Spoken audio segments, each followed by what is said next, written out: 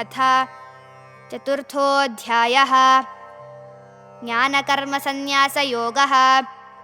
श्रीभगवानुवाच इमं विवस्वते योगं प्रोक्तवानहमव्ययम् विवस्वान्मनवे प्राह मनुरिक्ष्वाकवे ब्रवीत्। एवं परम्परा प्राप्तम् इमं राजर्षयो विदुः। सकाले नेह महता योगो नष्टः परन्तप। स एवायं मया तेद्य योगः प्रोक्तः पुरातनः। भक्तोऽसि मे सखा चेति रहस्यं ह्येतदुत्तमम्। अर्जुन उवाच अपरं भवतो जन्म परं जन्म विवस्वतः कथमेतद्विजानीयाम् त्वमादौ प्रोक्तवानिति। श्रीभगवानुवाच बहूनि मे व्यतीतानि जन्मानि तव चार्जुन तान्यहं वेद सर्वाणि न त्वं वेत्थ परन्तप। अजोऽपि सन्नव्ययात्मा भूतानामीश्वरोऽपि सन् प्रकृतिं स्वामधिष्ठाय सम्भवाम्यात्ममायया। यदा यदा हि धर्मस्य ग्लानिर्भवति भारत अभ्युत्थानमधर्मस्य तदात्मानं सृजाम्यहम्। परित्राणाय साधूनां विनाशाय च दुष्कृतां धर्मसंस्थापनार्थाय सम्भवामि युगे युगे। जन्म कर्म च मे दिव्यम् एवं यो वेत्ति तत्त्वतः त्यक्त्वा देहं पुनर्जन्म नैति मामेति सोऽर्जुन। वीतरागभयक्रोधा मन्मया मामुपाश्रिताः बहवो ज्ञानतपसा पूता मद्भावमागताः। ये यथा मां प्रपद्यन्ते तांस्तथैव भजाम्यहम्।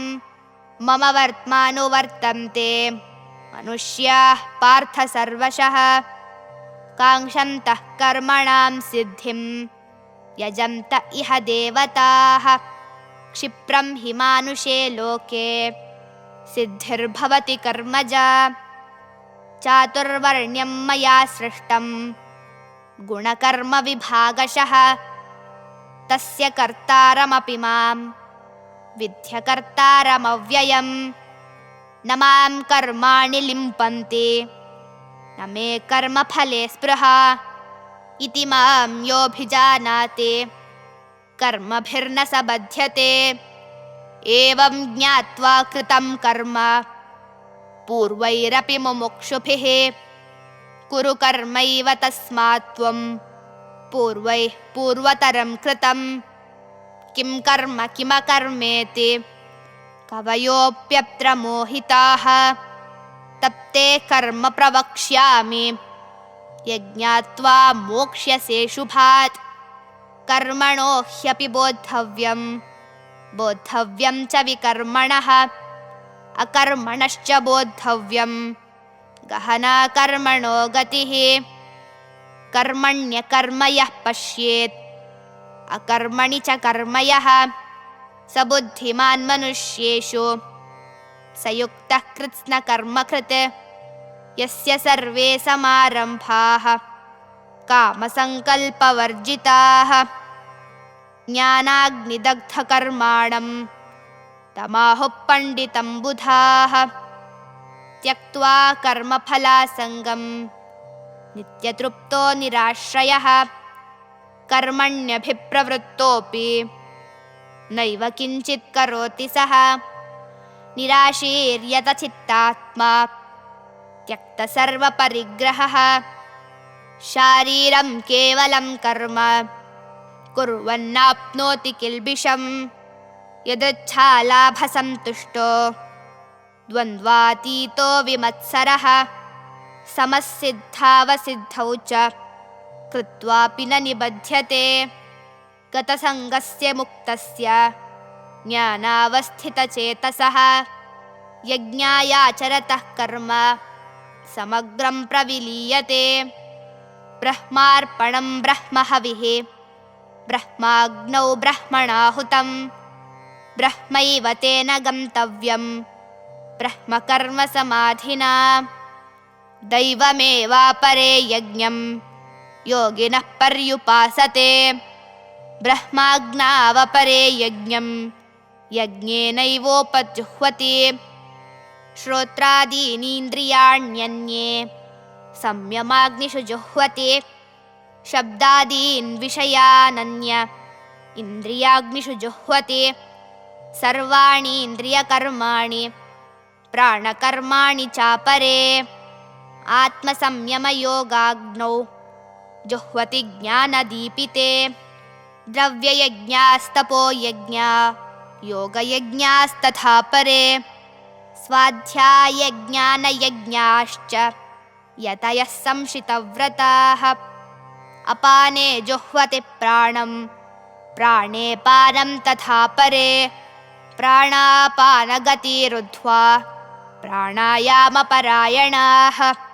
अपरे नियताहाराः प्राणान् प्राणेषु जुह्वति सर्वेऽप्येते यज्ञविदो यज्ञक्षपितकल्मषाः यज्ञशिष्टामृतभुजो यान्ति ब्रह्मसनातनं नायं लोकोऽस्त्ययज्ञस्य कुतोऽन्यः कुरु सत्तम एवं बहुविधा यज्ञा वितता ब्रह्मणो मुखे कर्मजान् विद्धितान् सर्वान् एवं ज्ञात्वा विमोक्ष्यसे श्रेयान् द्रव्यमयाद्यज्ञात् ज्ञानयज्ञः परन्तप सर्वं कर्माखिलं पार्थ ज्ञाने परिसमाप्यते तद्विद्धि प्रणिपातेन परिप्रश्नेन सेवया उपदेक्ष्यन्ति ते ज्ञानं ज्ञानिनस्तत्त्वदर्शिनः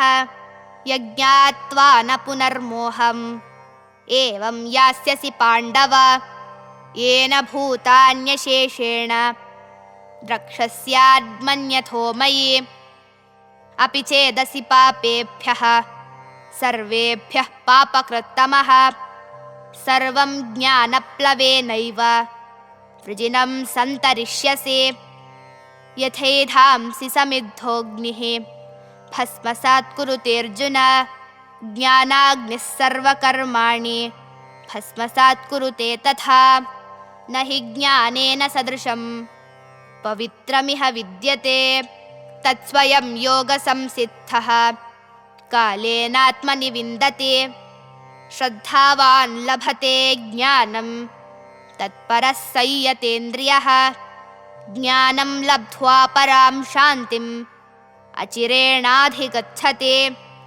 अज्ञश्च श्रद्धदानश्च संशयात्मा विनश्यति नायं लोकोऽस्ति न परो न सुखं संशयात्मनः योगसन्न्यस्तकर्माणं ज्ञानसञ्छिन्नसंशयम् आत्मवन्तं न कर्माणि निबध्नन्ति धनञ्जय तस्मादज्ञानसम्भूतं हृस्थं ज्ञानासिनात्मनः छित्त्वैनं संशयं योगम् आतिष्ठोत्तिष्ठ भारत ॐ तत्सदिति श्रीमद्भगवद्गीतासु उपनिषत्सु ब्रह्मविद्यायां योगशास्त्रे श्रीकृष्णार्जुनसंवादे ज्ञानकर्मसन्न्यासयोगो नाम चतुर्थोऽध्यायः।